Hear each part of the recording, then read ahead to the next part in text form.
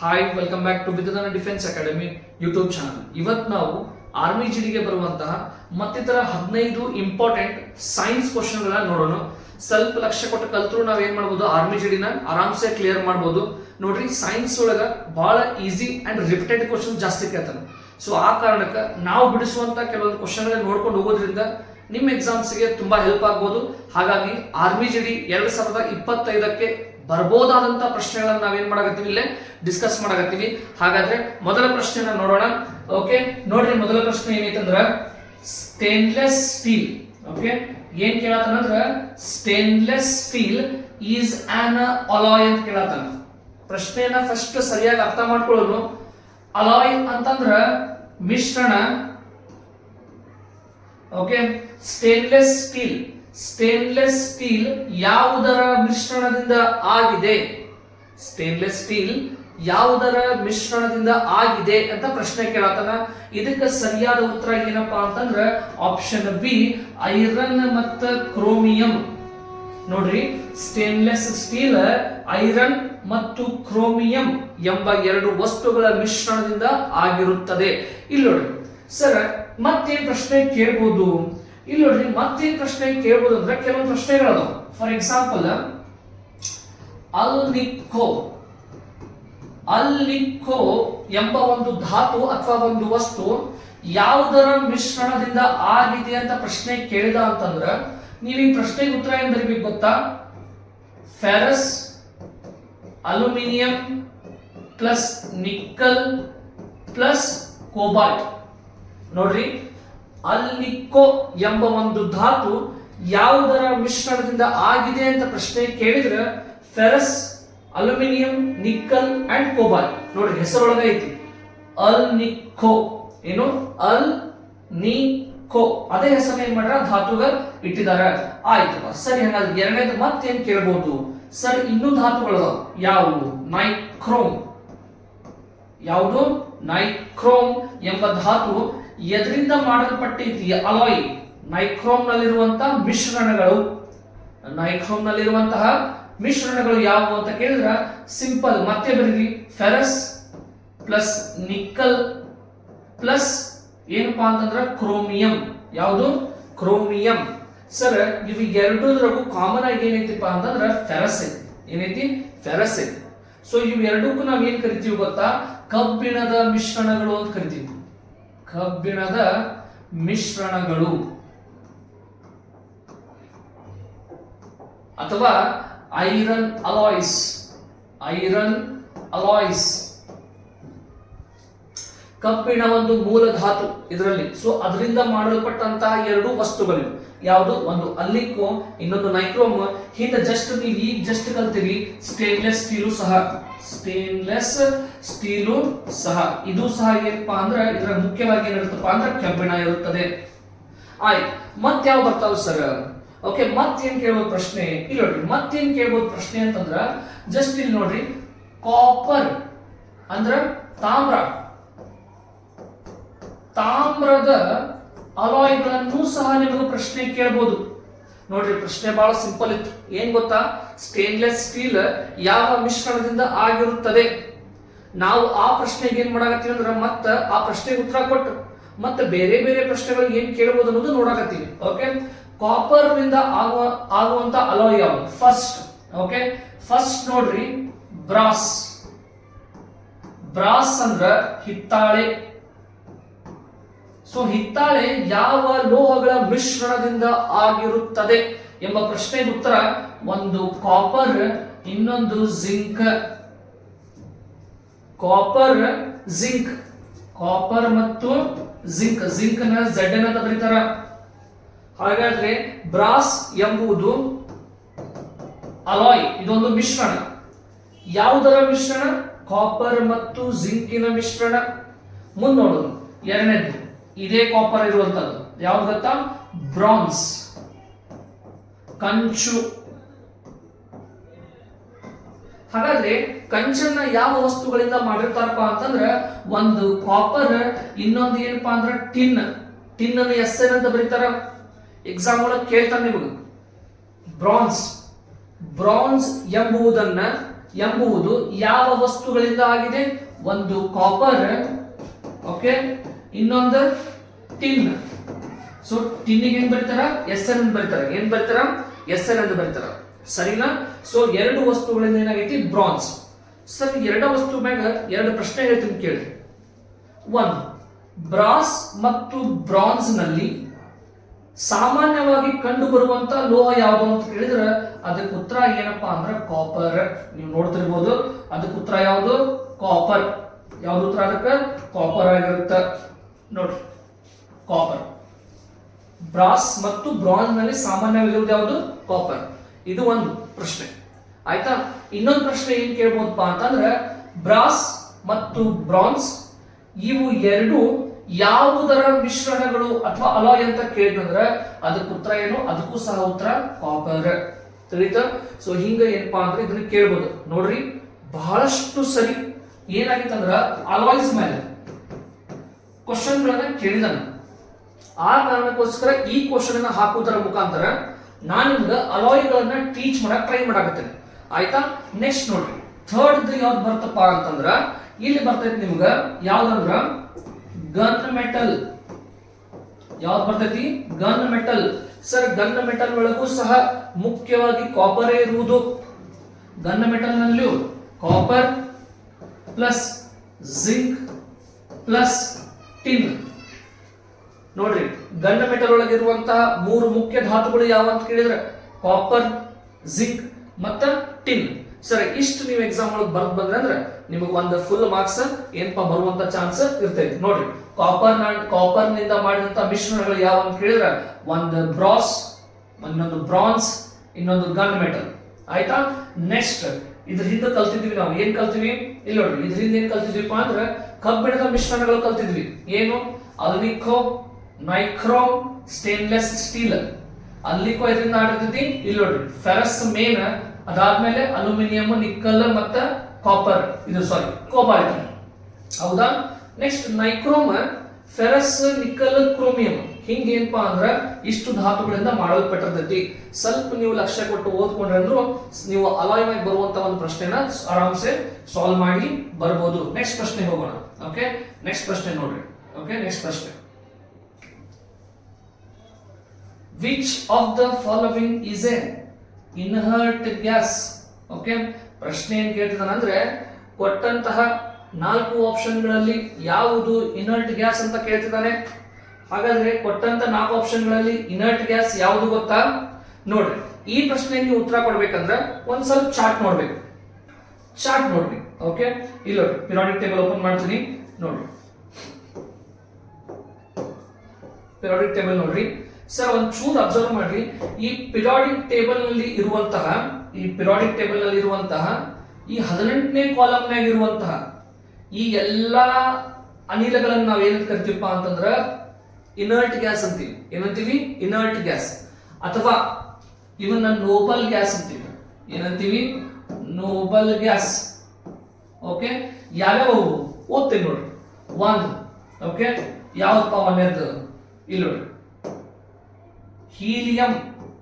ಏನಂತ ಓದ್ಬೇಕು ಇದನ್ನ? ಹೀಲಿಯಂ. ಎಚ್ ಏನು ಓದ್ಬೇಕು? ಹೀಲಿಯಂ. ಓಕೆ, ಇಲ್ಲಿ ಬರೀತೀನಿ ನೋಡ್ರಿ ಸಪರೇಟ್ ಆಗಿ. ಎಚ್ ಏನು ಓದ್ಬೇಕು? ಹೀಲಿಯಂ ಅಂತ ಓದ್ಬೇಕು ಆಯ್ತಾ. ನೆಕ್ಸ್ಟ್ ಯಾವ ರೀತಿ? ಎನ್ ಇ ಅಂತಿದ್ರ ನಿಯಾನ್ ಅಂತ ಓದ್ಬೇಕು.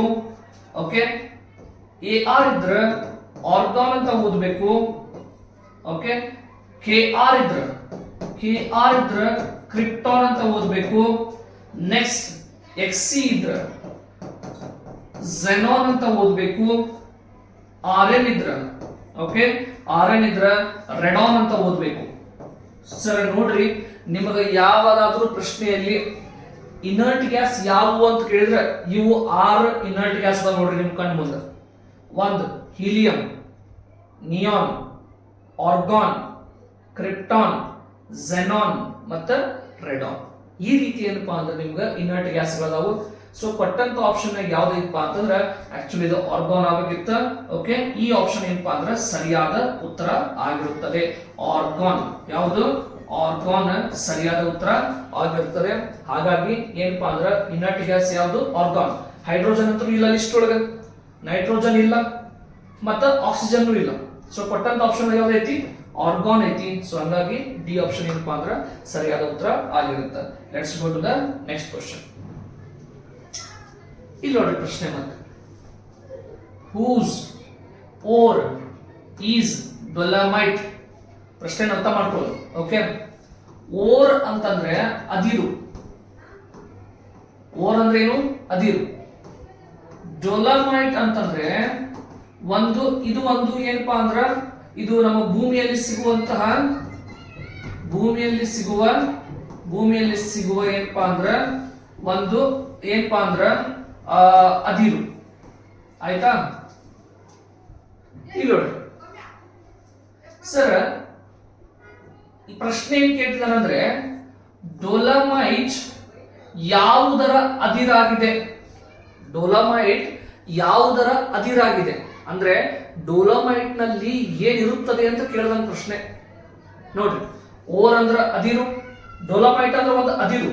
ಸೊ ಈ ಡೊಲಮೈಟ್ ಎಂಬ ಅದಿರಿನಲ್ಲಿ ಯಾವ ಧಾತುಗಳಿವೆ ಅಂತ ಕೇಳ್ತಿದ್ದಾನೆ. ಸರ್, ಈ ಪ್ರಶ್ನೆಗೆ ಸರಿಯಾದ ಉತ್ತರ ಏನ್ ಗೊತ್ತಾ? ಈ ಪ್ರಶ್ನೆಗೆ ಸರಿಯಾದ ಉತ್ತರ ಮ್ಯಾಗ್ನೀಷಿಯಂ. ಇಲ್ಲಿಲ್ಲ ಮ್ಯಾಗ್ನೀಷಿಯಂ ಅಂತ ಬರ್ತೀನಿ. ಮ್ಯಾಗ್ನೀಷಿಯಂ ಯಾವುದು? ಮ್ಯಾಗ್ನೀಷಿಯಂ. ನೋಡ್ರಿ, ಡೊಲಮೈಟ್ ನಲ್ಲಿ ಇರುವಂತಹ ಧಾತು ನಿಮಗೆ ಏನಾರ ಎಕ್ಸಾಮ್ ಒಳಗೆ ಡೊಲಮೈಟ್ ಅಂತ ಕಂಡ್ರೆ ಅಂತ ತಿಳ್ಕೊರಿ, ಅದ್ರ ಜೊತೆ ಓರ್ ಎಂಬ ಶಬ್ದ ಬಂದೈತಿ. ಓಕೆ, ಏನ್ ಬಂದೈತಿ ಇಲ್ಲಿ ನೋಡ್ರಿ, ಸರಿಯಾಗಿ ನೋಡ್ರಿ. ಡೊಲಮೈಟ್ ಎಂಬ ಒಂದು ಶಬ್ದ ಕಾಣತೈತಿ, ಓರ್ ಎಂಬ ಶಬ್ದ ಕಾಣತ್. ಇವೆರಡು ಶಬ್ದ ಕಂಡ್ರೆ ನೀವೇನ್ ಉತ್ತರ ಹಾಕಿ ಬರಬೇಕು? ಮ್ಯಾಗ್ನೀಷಿಯಂ ಹಾಕಿ ಬರಬೇಕು. ಸರ್, ಇದನ್ನ ಬಿಟ್ಟು ಈ ಡೊಲಮೈಟ್ ಒಳಗೆ ಮತ್ತೇನಿರುತ್ರಿ? ಮತ್ತೇನಿರುತ್ತೆ ನೋಡ್ರಿ, ಇದ್ರೊಳಗೆ ಕ್ಯಾಲ್ಸಿಯಂ ಇರ್ತೈತಿ. ಹಾಗಾದ್ರೆ ಡೊಲಮೈಟ್ ನಲ್ಲಿ ಇರುವಂತಹ ಎರಡು ವಸ್ತುಗಳು ಯಾವುದು? ಒಂದು ಮ್ಯಾಗ್ನೀಷಿಯಂ, ಇನ್ನೊಂದು ಕ್ಯಾಲ್ಸಿಯಂ. ಇಲ್ಲಿ ಆಪ್ಷನ್ ಒಳಗೆ ಕ್ಯಾಲ್ಸಿಯಂ ಇದ್ರೆ ಕ್ಯಾಲ್ಸಿಯಂ ಹಾಕಿ ಬರ್ಬೇಕು, ಮ್ಯಾಗ್ನೀಷಿಯಂ ಇದ್ರೆ ಮ್ಯಾಗ್ನೀಷಿಯಂ ಹಾಕಿ ಬರ್ಬೇಕು. ಎರಡೂ ಕೊಡಲ್ಲ, ತಿಳಿತಳ ನಿಮ್ಗ? ಎಸ್. ಹಾಗಾದ್ರೆ ಡೊಲಮೈಟ್ ನಲ್ಲಿ ಇರುವುದು ಯಾವುದು? ಮ್ಯಾಗ್ನೀಷಿಯಂ. ನೋಡಿ, ನೆಕ್ಸ್ಟ್ ಕ್ವಶನ್ ಹೋಗೋಣ. ಕ್ವಶನ್ ರಿಪೀಟ್ ಆಯ್ತು ಅನ್ಸುತ್ತಾ? ಓಕೆ, ಇಲ್ಲಿ ನೋಡಿ, what is the chemical name of ethanoic acid? ಯಾವುದು? Ethanoic acid. ನೋಡ್ರಿ, ಈ ಇದಕ್ಕ ಇಥನೋಯಿಕ್ ಅಸಿಡ್ ಅಂತ ಏನಂತಾರ? Ethanoic acid. Ethanoic acid. Sir, ethanoic ಅಸಿಡ್ಗೆ ಕೆಮಿಕಲ್ ನೇಮ್, ರಾಸಾಯನಿಕ ಹೆಸರು. ರಾಸಾಯನಿಕ ಹೆಸರು. ಓಕೆ, ಇಥನೋಯಿಕ್ಗೆ ಇರುವಂತಹ ರಾಸಾಯನಿಕ ಹೆಸರೇನಪ್ಪಾ ಅಂತಂದ್ರೆ ಇದಕ್ಕೆ ಸರಿಯಾದ ಉತ್ತರ ಅಸೆಟಿಕ್ ಆಸಿಡ್. ಏನು? Acetic acid. ಇಥನೋಯಿಕ್ಗೆ ಇರುವಂತಹ ರಾಸಾಯನಿಕ ಹೆಸರೇನು? Acetic acid. ಸೊ ಇದೇನಪ್ಪಾ ಅಂದ್ರೆ ಸರಿಯಾದ ಉತ್ತರ. ನೆಕ್ಸ್ಟ್ ಕ್ವಶನ್ ಹೋಗೋಣ. ಓಕೆ, ಇಲ್ಲಿ ಯೂನಿಟ್ ಆಫ್ ಲೈಫ್. ಲೈಫ್ ಅಂದ್ರೆ ಜೀವ. ಓಕೆ, ಲೈಫ್ ಅಂದ್ರೆ ಜೀವ. ಜೀವದ ಮುಖ್ಯ ಘಟಕ ಯಾವುದು ಅಂತ ಕೇಳಾರ. ಸರ್, ಒಬ್ಬ ಜೀವಿಯ ಮುಖ್ಯವಾದ ಘಟಕ ಯಾವುದಪ್ಪ ಅಂದ್ರ ಅವನ ದೇಹದಲ್ಲಿರುವಂತಹ ಜೀವಕೋಶಗಳು. ಜೀವಕೋಶಗಳಂದ್ರೆ ಸೆಲ್. ಜೀವಕೋಶಗಳಂದ್ರೆ ಸೆಲ್. ಓಕೆ, ಸೊ ಒಬ್ಬ ವ್ಯಕ್ತಿಯ ಮುಖ್ಯ ಘಟಕ ಯಾವುದಪ್ಪ ಅಂದ್ರೆ ಸೆಲ್. ಇದಕ್ಕೆ ಸರಿಯಾದ ಉತ್ತರ ಯಾವುದು? ಸೆಲ್. ನೆಕ್ಸ್ಟ್ ಕ್ವಶನ್ ಹೋಗೋಣ. Which of the following is a root? Sir, ಪ್ರಶ್ನೆ ಅರ್ಥ ಮಾಡ್ಕೊಳ್ಳೋದು ಫಸ್ಟ್. ರೂಟ್ ಅಂತಂದ್ರೆ ಬೇರು. ಕೆಳಗೆ ಕೊಟ್ಟಂತಹ 4 ಆಪ್ಷನ್ಗಳಲ್ಲಿ ಯಾವುದು ಬೇರು ಅಂತ ಕೇಳ್ತಿದ್ದಾನೆ. ಸರ್, ಕೆಳಗೆ ಕೊಟ್ಟಂತಹ 4 ಆಪ್ಷನ್ಗಳಲ್ಲಿ ಯಾವುದು ಬೇರು ಅಂತ ಕೇಳಿದ್ರ ನಿಮ್ಗೆ ಗೊತ್ತಿರಬೇಕು. ಸರ್, ಕೆಳಗೆ ಕೊಟ್ಟಂತಹ 4 ಆಪ್ಷನ್ಗಳಲ್ಲಿ ಕ್ಯಾರೆಟ್ ಏನಿರ್ತೈತಿ? ಬೇರಾಗಿರುತ್ತದೆ. ಕ್ಯಾರೆಟ್ ಏನಾಗಿರುತ್ತದೆ? ಬೇರಾಗಿರುತ್ತದೆ. ಕ್ಯಾರೆಟ್ ಒಂದು ಬೇರು. ಸರ್, ಹಾಗಾದ್ರೆ ಬಾಕಿ ಇವೆಲ್ಲ ಏನು? Sir, onion. ಓನಿಯನ್ ಅಂದ್ರೆ ಉಳ್ಳಾಗಡ್ಡಿ. ಓಕೆ, ಇವೆಲ್ಲ ಸ್ಟೆಮ್, ಕಾಂಡ. ಯಾವ್ಯಾವ ಕಾಂಡಗಳು ನೋಡ್ರಿ? ಓನಿಯನ್, ಪೊಟ್ಯಾಟೊ ಮತ್ತ ಜಿಂಜರ್. Sir, ginger. ಸರ್, ಇವು 3 ಸ್ಟೆಮ್ ಬೇರಾಗಿರುವುದು ಯಾವ್ದಪ್ಪ ಅಂತಂದ್ರೆ ಕ್ಯಾರೆಟ್ ಒಂದೇ. ಇಲ್ಲಿ ಯಾವುದು? ಕ್ಯಾರೆಟ್. ಇದನ್ನ ಬಹಳ ಸರಿ ಕೇಳಿದಾನೆ ಎಕ್ಸಾಮ್ ಒಳಗ. ನಿಮ್ಗೆ ಏನ್ ಕೊಡ್ಬೋದು ಗೊತ್ತಾ? ನೆಕ್ಸ್ಟ್ ಕೆಳಗೆ ಕೊಟ್ಟಂತ ಉದ್ರಲ್ಲಿ ಯಾವುದು ಕಾಂಡವಲ್ಲ ಅಂತ ಕೇಳ್ಬೋದು. ಯಾವುದು ಕಾಂಡ ಅಲ್ಲ ಅಂತ ಕೇಳಬಹುದು. ಅವಾಗ ನಿಮ್ಗ ಇದು ನೆನಪಿರ್ಲೇಬೇಕು. ತಿಳಿತಾಗ್ತದ? Yes sir. ಸೊ ಹಿಂಗೆ ಏನಪ್ಪಾ ಅಂತಂದ್ರ ಕೊಟ್ಟಂತಹ 3 ಆಪ್ಷನ್ಗಳು ಕಾಂಡವಾಗಿದ್ದು ಅಥವಾ ಸ್ಟೆಮ್ ಆಗಿದ್ದು, ಒಂದು ಆಪ್ಷನ್ ಏನಾಗಿದೆ ಅಂದ್ರೆ ಬೇರಾಗಿದೆ. ಸೊ ಕೊಟ್ಟಂತದ್ರಲ್ಲಿ ಬೇರು ಯಾವುದು? ಕ್ಯಾರೆಟ್ ಏನಾಗಿದೆ? ಬೇರಾಗಿದೆ. ಸರಿನಾ? ನೆಕ್ಸ್ಟ್ ಕ್ವಶನ್ ಮೂವ್ ಆಗೋಣ. ಇಲ್ಲ ನೋಡಿ, ಹಮಾರೆ ಬೇಡ, ಕನ್ನಡದಾಗ ನಾವು which cells of our body are known as a protector of the human body. Sir ಅರ್ಥ ಮಾಡ್ಕೊಳ್ಳೋದು ಪ್ರಶ್ನೆನ ಒಂಚೂರು ಪ್ರಶ್ನೆ ಅರ್ಥ ಮಾಡ್ಕೊಳ್ಳೋದು. ಓಕೆ ಓಕೆ, ಒಂಚೂರು ಅರ್ಥ ಮಾಡ್ಕೊಳ್ಳೋದು. ಸರ್ ಪ್ರೊಟೆಕ್ಟರ್ ಅಂದ್ರೆ ರಕ್ಷಣೆ. ಪ್ರೊಟೆಕ್ಟರ್ ಅಂದ್ರೆ ಏನು? ರಕ್ಷಣೆ. ಈ ಪ್ರೊಟೆಕ್ಟರ್ ರಕ್ಷಣೆ. ಯಾರ ರಕ್ಷಣೆ? ಹ್ಯೂಮನ್. ಹ್ಯೂಮನ್ ಅಂದ್ರೆ ಮನುಷ್ಯ. ಓಕೆ, ಮನುಷ್ಯ. ಸರ್ ಪ್ರಶ್ನೆನ ಹೇಳ್ತೀನಿ ಕೇಳ್ರಿ. ಮನುಷ್ಯ ದೇಹದ ರಕ್ಷಣೆಯನ್ನ ಯಾರು ಮಾಡುತ್ತಾರೆ? ಮನುಷ್ಯ ದೇಹದ ರಕ್ಷಣೆಯನ್ನ ಯಾರು ಮಾಡುತ್ತಾರೆ? ಇದಕ್ಕೆ ಸರಿಯಾದ ಉತ್ತರ ಏನಪ್ಪಾ ಅಂದ್ರೆ ಇಲ್ಲದ ನೋಡ್ರಿ, white blood cells, WBC. White blood cells ಮನುಷ್ಯಗ ಯಾವುದೇ ತರದ ರೋಗಗಳು ಬರಬಾರ್ದು ಅಂತ ಹೇಳಿ ಏನ್ ಮಾಡ್ತಾವಪ್ಪ ಅಂತಂದ್ರ ನಮ್ಮ ದೇಹದಾಗ ರೋಗಗಳ ವಿರುದ್ಧ ಹೋರಾಟ ಮಾಡ್ತಾವ. ಅದಕ್ಕೆ ಇವ್ರನ್ನ WBC ಏನಂತ ಕರೀತಾರ ಗೊತ್ತಾ? WBC ನ ಏನ್ ಕರೀತಾರ ಅಂದ್ರ ಸೋಲ್ಜರ್ಸ್ ಆಫ್ ಹ್ಯೂಮನ್ ಬಾಡಿ ಅಂತ. Soldiers of human body. ನಮ್ಮ ದೇಹದ ಸೈನಿಕರು ಯಾರಪ್ಪ ಅಂದ್ರ WBC. ಅಷ್ಟೇ ಅಲ್ಲದೆ ನಮ್ಮ ದೇಹದ ಸೈನಿಕರ ಮೇಲೆ ಮತ್ತು ಅವ್ರು ನಮ್ಮನ್ನ ರಕ್ಷಣೆ ಮಾಡೇ ಮಾಡ್ತಾರೆ. ಹೌದಾ? ಹಂಗಾಗಿ ನಮ್ಮ ರಕ್ಷಕರು ಅವರೇ, ನಮ್ಮ ಸೈನಿಕರು ಅವರೇ. ಯಾರು ಅಂದ್ರೆ WBC. ನಾನು ಇವತ್ತು ಹೋಮ್ವರ್ಕ್ ಕೊಡ್ತೇನೆ. ಏನ್ ಗೊತ್ತಾ? ಈ RBC ಮತ್ತು WBC ಈ ಎರಡಕ್ಕೂ ಏನಪ್ಪಾ ಅಂದ್ರ ಇನ್ನೊಂದು ಹೆಸರು ಅದಾವ. ಓಕೆ, ಇನ್ನೊಂದು ಹೆಸರು ಅದಾವ. ಈ ಇನ್ನೊಂದು ಹೆಸರು ಏನ್ ಮಾಡ್ಬೇಕಂದ್ರೆ ನೀವು ಕಮೆಂಟ್ ಬಾಕ್ಸ್ ಒಳಗೆ ಏನ್ ಮಾಡ್ಬೇಕು? ಕಮೆಂಟ್ ಮಾಡ್ಬೇಕು. ಓಕೆ, ನೆಕ್ಸ್ಟ್ ನೋಡಿ. ಇಲ್ಲಿ ನೋಡಿ ಪ್ರಶ್ನೆ ನೋಡ್ರಿ. Okay, which element has the highest percentage in the human body? ಪ್ರಶ್ನೆನ ಆರಾಮ್ಸೆ ಹೊಡೆಯೋಣ. ಓಕೆ, ವಿಚ್ ಎಲಿಮೆಂಟ್ ಅಂತ. ಓಕೆ, ಯಾವ ಧಾತು ಹೈಯೆಸ್ಟ್? ಹೆಚ್ಚಿಗೆ. ಓಕೆ, ಹೆಚ್ಚಿಗೆ ಎಲ್ಲೇ? ಮನುಷ್ಯನ ಬಾಡಿ ಒಳಗೆ. ಹಾಗಾದ್ರೆ ಮನುಷ್ಯನ ದೇಹದಲ್ಲಿ ಯಾವ ಧಾತು ಹೆಚ್ಚಿಗೆ ಐತಿ ಅಂತ ಕೇಳಾಗತ್ತ. ಬಹಳ ಸಿಂಪಲ್ ಪ್ರಶ್ನೆ. ಸರ್ ಮನುಷ್ಯನ ದೇಹದಲ್ಲಿ ಅತಿ ಹೆಚ್ಚಿರುವುದು ಯಾವ್ದು ಗೊತ್ತಾ? Actually oxygen. ಯಾವುದು? ಆಕ್ಸಿಜನ್. ಇಲ್ಲೊಂದು ಸ್ವಲ್ಪ ಆಪ್ಷನ್ ಮಿಸ್ ಆಗಿತ್ತು. ಓಕೆ, ಮನುಷ್ಯನ ದೇಹದಲ್ಲಿ ಯಾವ ಧಾತು ಹೆಚ್ಚಿಗೆ ಐತಿ ಅಂತ ಪ್ರಶ್ನೆ ಕೇಳಾಗತ್ತಾನ. ಇದಕ್ಕೆ ಸರಿಯಾದ ಉತ್ತರ ಏನಪ್ಪಾ ಅಂದ್ರೆ ಆಕ್ಸಿಜನ್ ಆಗಿರುತ್ತೆ. ಕೇಳ್ತಾನೆ ನೋಡ್ರಿ, ನೀವ್ ಏನ್ ನೆನ್ಪಿಟ್ಕೋಬೇಕು ಗೊತ್ತಾ? ಇಂಗ್ಲಿಷ್ ಯಾರಿಗೆ ಸ್ವಲ್ಪ ತ್ರಾಸ ಆಗುತ್ತಲ್ಲ ಅವ್ರು ಏನ್ ಮಾಡ್ಬೇಕು? ಇಂಥ ಶಬ್ದಗಳು ನೆನ್ಪಿಟ್ಕೋಬೇಕು. ಎಲಿಮೆಂಟ್ ಅಂದ್ರೆ ಧಾತು, ಹೈಯೆಸ್ಟ್ ಅಂದ್ರೆ ಹೆಚ್ಚಿಗೆ, ಹ್ಯೂಮನ್ ಬಾಡಿ. ಈ 3 ಶಬ್ದ ನಿಮ್ಗೆ ಕಂಡು ಅಂತ ತಿಳ್ಕೊ. ಹ್ಯೂಮನ್ ಬಾಡಿ ಕಾಣ್ಬೇಕು, ಹೈಯೆಸ್ಟ್ ಕಾಣ್ಬೇಕು, ವಿಚ್ ಎಲಿಮೆಂಟ್ ಕಾಣ್ಬೇಕು. ಈ 3 ಶಬ್ದ ಕಂಡ್ರೆ ನೀವು ಸಿಂಪಲ್ ಆಪ್ಷನ್ ಏನ್ ಹಾಕಿ ಬರ್ಬೇಕು? ಆಕ್ಸಿಜನ್ ಹಾಕಿ ಬರ್ಬೇಕು. ತಿಳಿತಾಗ್ತದೆ ನಿಮ್ಗೆ? ಎಸ್. ಹಾಗಾದ್ರೆ ನೆಕ್ಸ್ಟ್ ಆಪ್ಷನ್ಗೆ ಮೂವ್ ಆಗೋಣ. ಓಕೆ, ನೋಡ್ರಿ. On what principle? ನಾನು ಹಳೆ ವಿಡಿಯೋ ಒಳಗೂ ಹೇಳಿನಿ. ಪ್ರಿನ್ಸಿಪಲ್ ಅಂದ್ರೆ ಏನು? ನಿಯಮ. ಆಯ್ತಾ? ಪ್ರಿನ್ಸಿಪಲ್ ಅಂದ್ರೆ ಏನು? ನಿಯಮ. ಮುಂದೆ ನೋಡು. On what principle does the rocket work? Rocket. Okay, rocket work ಅಂದ್ರೆ ಕೆಲಸ. ವರ್ಕ್ ಅಂದ್ರೆ ಕೆಲಸ. ಯಾವ ನಿಯಮದ ಮೇಲೆ ರಾಕೆಟ್ ಕೆಲಸ ಮಾಡುತ್ತದೆ? ಬಹಳ ಸಿಂಪಲ್ ಐತಿ. ನ್ಯೂಟನ್ನ 3ನೇ ನಿಯಮ. ನ್ಯೂಟನ್ನ 3ನೇ ನಿಯಮದ ಮೇಲೆ ರಾಕೆಟ್ ಕೆಲಸ ಮಾಡುತ್ತೆ.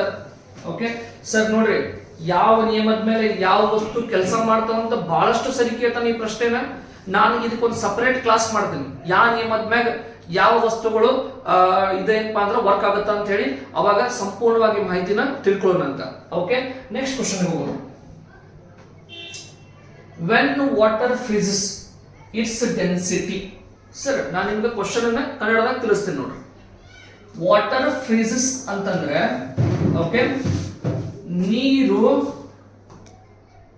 ಹೆಪ್ಪುಗಟ್ಟುವುದು. ನೀರು ಹೆಪ್ಪುಗಟ್ಟುವುದು ಆಯ್ತಾ. ವಾಟರ್ ಫ್ರೀಸ್ ಅಂದ್ರೆ ಏನು? ನೀರು ಹೆಪ್ಪುಗಟ್ಟುವುದು. ಡೆನ್ಸಿಟಿ ಅಂದ್ರೆ ಸಾಂದ್ರತೆ. ಸರ್ ಪ್ರಶ್ನೆ ಏನಪ್ಪಾ ಅಂತಂದ್ರ ನೀರು ಹೆಪ್ಪುಗಟ್ಟಿದಾಗ ಅದರ ಸಾಂದ್ರತೆ ಹೆಚ್ಚಾಗುತ್ತದೆಯೋ ಅಥವಾ ಕಡಿಮೆಯಾಗುತ್ತದೆಯೋ ಅನ್ನೋ ಪ್ರಶ್ನೆ. ಸರ್ ನಿಮ್ಗೆ ಯಾವಾಗಾದ್ರೂ ವಾಟರ್ ಫ್ರೀಸ್ ಅನ್ನೋ ಶಬ್ದ ಬಂದ್ರೆ ಮುಂದೆ ಡೆನ್ಸಿಟಿ ಅಂತ ಬಂದ್ರೆ ಇಲ್ಲಿ ಒಂದು ಬಿಟ್ಟು ಸ್ಥಳ ಇದ್ರೆ ಅಲ್ಲಿ ಸುಮ್ಮನೆ ಹಾಕ್ರಿ ಏನಂತ ಹೇಳಿ ಡಿಕ್ರೀಸಸ್ ಅಂತ ಹೇಳಿ. ಏನ್ ಹಾಕ್ರಿ? ಡಿಕ್ರೀಸಸ್. ನೀರು ಹೆಪ್ಪುಗಟ್ಟಿದಾಗ ಅದರ ಸಾಂದ್ರತೆ ಕಡಿಮೆಯಾಗುತ್ತದೆ. ಏನಾಗುತ್ತದೆ? ಕಡಿಮೆಯಾಗುತ್ತದೆ. ತಿಳಿತಲ್ಲ?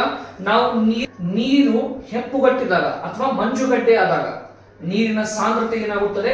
ಕಡಿಮೆಯಾಗುತ್ತದೆ. ಇದು ನಿಮ್ಗೆ ನೆನಪಿರ್ಲಿ ಆಯ್ತಾ. ಮುಂದೋಗೋಣ. Next, which gas. Sir very very important question, because ಈ ಕ್ವಶನ್ ಅನ್ನ ಬಹಳಷ್ಟು ಸರಿ ಆರ್ಮಿ ಜಿಡಿ ಒಳಗೆ ಕೇಳಿದಾನ. ಓಕೆ, ಮೊನ್ನೆ ಆದಂತ ಎಕ್ಸಾಮ್ಸ್ ಒಳಗೂ ಸಹ ಏನಪ್ಪಾ ಅಂದ್ರೆ ಈ ಪ್ರಶ್ನೆನ ಕೇಳಿದಾನೆ. ಸೊ ಈ ಪ್ರಶ್ನೆ ಉತ್ತರ ನೋಡೋಣ. ಏನ್ ಗೊತ್ತಾ? ಈ ಪ್ರಶ್ನೆ ಉತ್ತರ ನೋಡ್ರಿ. Which gas is used in hot air balloons. So ಏನ್ ಹೇಳ್ತಿದಾರ ಅಂದ್ರೆ ಯಾವ ಗ್ಯಾಸ್ ಅನ್ನ, ಯಾವ ಗ್ಯಾಸ್, ವಿಚ್ ಗ್ಯಾಸ್ ಅನ್ನಕತ್ತಾನ ಅಂದ್ರ ಯಾವ ಗ್ಯಾಸ್ ಏನು, ಯಾವ ಅನಿಲ, ಯಾವ ಅನಿಲವನ್ನು, ಯಾವ ಅನಿಲವನ್ನು ಹಾಟ್ ಏರ್ ಬಲೂನ್ ನಲ್ಲಿ ಉಪಯೋಗಿಸುತ್ತಾರೆ. ಸರ್ ನಿಮ್ಗೆ ಏನಿಲ್ಲ, ಗ್ಯಾಸ್ ಎಂಬ ಒಂದು ಶಬ್ದ, ಬಲೂನ್ ಅಂತ ಒಂದು ಶಬ್ದ, ಈ ಎರಡು ಶಬ್ದ ಕಂಡುಬಿಡ್ರಿ. ನೀವು ಉತ್ತರ ಏನ್ ಹಾಕ್ಬೇಕಂದ್ರೆ ಹೀಲಿಯಂ ಹಾಕಿ ಬರಬೇಕು. ಯಾಕಂದ್ರೆ ಬಲೂನ್, ಹಾಟ್ ಬಲೂನ್ ಒಳಗ ಯೂಸ್ ಮಾಡೋದು ಏನಪ್ಪಾ ಅಂದ್ರೆ ಹೀಲಿಯಂ. ಯಾವ್ದು ಯೂಸ್ ಮಾಡ್ತಾರ? ಹೀಲಿಯಂ ಯೂಸ್ ಮಾಡ್ತಾರ. ಸರ್ ಇದ ಪ್ರಶ್ನೆನ ಇದ ಒಂದು ಉತ್ತರ ಇರ್ತೈತಿ, ಆದ್ರ ಪ್ರಶ್ನೆ ಒಳಗೆ ಒಂದ್ ಸ್ವಲ್ಪ ಚೇಂಜಸ್ ಮಾಡ್ತಾನ. ವಿಚ್ ಗ್ಯಾಸ್ ಅಂತಾನೆ ಕೇಳ್ತಾನ, ಯೂಸ್ಡ್ ಅಂತಾನೆ ಕೇಳ್ತಾನ. ಇಲ್ಲಿ ಹಾಟ್ ಏರ್ ಬಲೂನ್ ಬರೆಯ ಬದ್ಲಿ ಏನ್ ಬರೀತಾನೆ ಗೊತ್ತಾ? ಕೃತಕ ಉಸಿರಾಟ, ಆರ್ಟಿಫಿಷಿಯಲ್ ರೆಸ್ಪಿರೇಷನ್.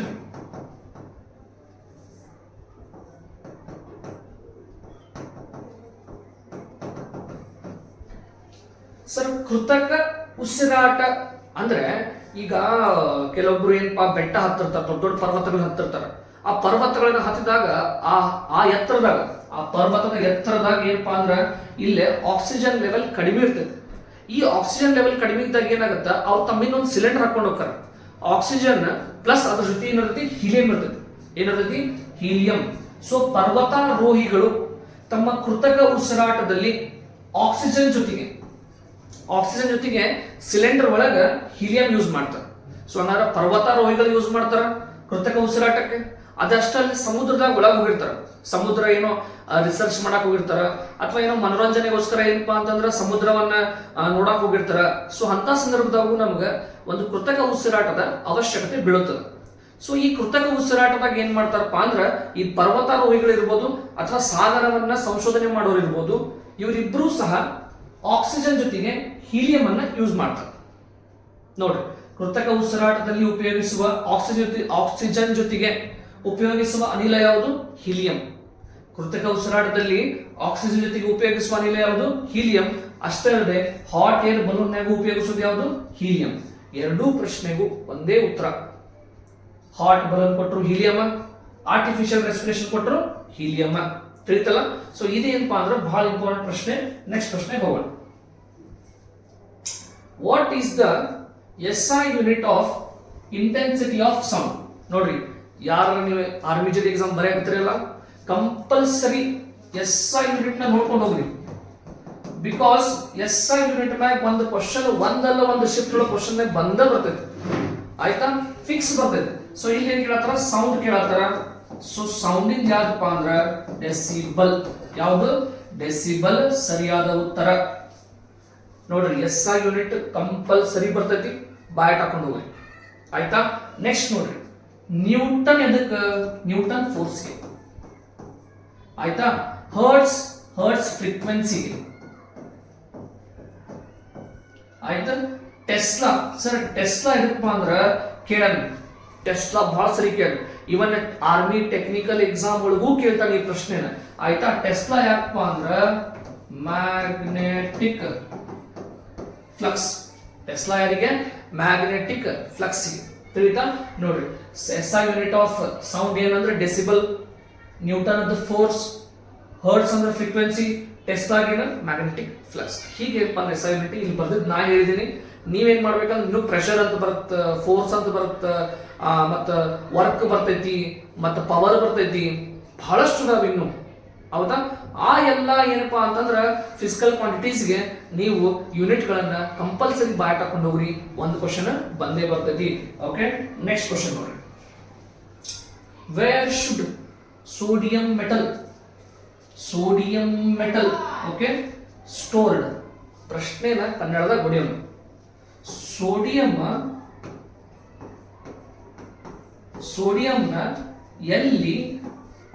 ಎಲ್ಲಿ ಶೇಖರಿಸುತ್ತಾರೆ? ಸ್ಟೋರ್ ಅಂದ್ರೇನು? ಶೇಖರಣೆ ಮಾಡೋದು. ಸರ್, ಸೋಡಿಯಂನ ನಾವು ಹಿಂಗ್ ನಾರ್ಮಲ್ ಆಗಿ ಡಬ್ಬ್ಯಾಗೋ ಅಥವಾ ಎಲ್ಲರೂ ಇಡಕ್ ಬರಲ್ಲ, ಯಾಕಂದ್ರೆ ಅದು ಅತ್ಯಂತ ರಿಯಾಕ್ಟಿವ್ ಆಗಿರುವಂತ ಮೆಟಲ್. ಸೊ ಇದು ಒಂದು ಕಾರಣದಿಂದ ಅದು ನೀವೆಲ್ಲರೂ ಇಡ್ರಿ, ಗಾಳಿಯಾಗಿಟ್ರು ಬೆಂಕಿ ಹತ್ತುತ್ತೆ, ನೀರಾಗಿಟ್ರು ಬೆಂಕಿ ಹತ್ತುತ್ತೆ ಆಯ್ತಾ, ಅದನ್ನು ಸುಮ್ಮನೆ ಎಲ್ಲಿಟ್ರು ಬೆಂಕಿ ಹತ್ತುತ್ತೆ. ಸೊ ಅದು ಬಹಳ ಅಂದ್ರೆ ಬಹಳ ರಿಯಾಕ್ಟಿವ್ ಮೆಟಲ್. ಈ ಒಂದು ಕಾರಣದಿಂದ ನಾವು ಸೋಡಿಯಂ ಅನ್ನ ಏನ್ ಮಾಡ್ತೀವಿ ಅಂತಂದ್ರ ಕೆರೋಸಿನ್ ಅಂದ್ರೆ ಸೀಮೆ ಎಣ್ಣೆ. ಕೆರೋಸಿನ್ ಅಂದ್ರೆ ಏನು? ಸೀಮೆ ಎಣ್ಣೆ. ಆ ಸೀಮೆ ಎಣ್ಣೆ ಒಳಗೆ ನಾವು ಸೋಡಿಯಂ ಅನ್ನ ಸ್ಟೋರ್ ಮಾಡ್ತೀವಿ. ಅರ್ಥ ಆಯ್ತಾ ಸರ್? ಮತ್ತೇನ ಸ್ಟೋರ್ ಮಾಡ್ತೀವಿ ಸರ್? ಸೋಡಿಯಂ ಮತ್ತ ಪೊಟ್ಯಾಷಿಯಂ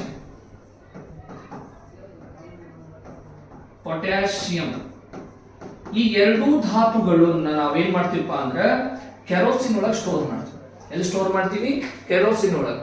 ನೆಕ್ಸ್ಟ್, ನೀರೊಳಗೆ ಏನ್ ಸ್ಟೋರ್ ಮಾಡ್ತೀವಿ sir? ನೀರೊಳಗ phosphorus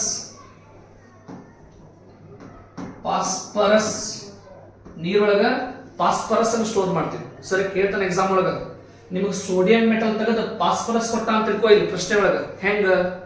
wear should phosphorus be stored? ನಿಮಗೆ ಸ್ಟೋರ್ಡ್ ಅನ್ನೋ ಒಂದು ಶಬ್ದ ಕಾಣಬೇಕು. ಇಲ್ಲಿ ಯಾವ ಮೆಟಲ್ ಐತಿ ನೋಡ್ಬೇಕು.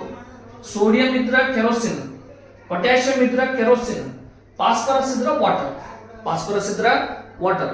ಇಷ್ಟು ನೀವು ಟಿಕ್ ಮಾಡಿ ಬಂದ್ರೆ ಮುಗಿದ ಕೆಲಸ ಆಯ್ತಲ್ಲ. ಆಯ್ತು, ಲಾಸ್ಟ್ ಕ್ವಶನ್ ನೋಡ್ರಿ. ಈ ಲಾಸ್ಟ್ ಕ್ವಶನ್ಗೆ ಇದು ಹೋಮ್ವರ್ಕ್ ತಗೋರಿ, ಸ್ಕ್ರೀನ್ಶಾಟ್ ಬೇಕಾದ್ರೆ ಸ್ಕ್ರೀನ್ಶಾಟ್ ತಗೋರಿ. ಇದನ್ನ ನೀವೇನ್ ಮಾಡ್ರಿ, ಕಮೆಂಟ್ ಬಾಕ್ಸ್ ಒಳಗ ಟೈಪ್ ಮಾಡಿ ಹಾಕ್ರಿ, ಸರಿನಾ?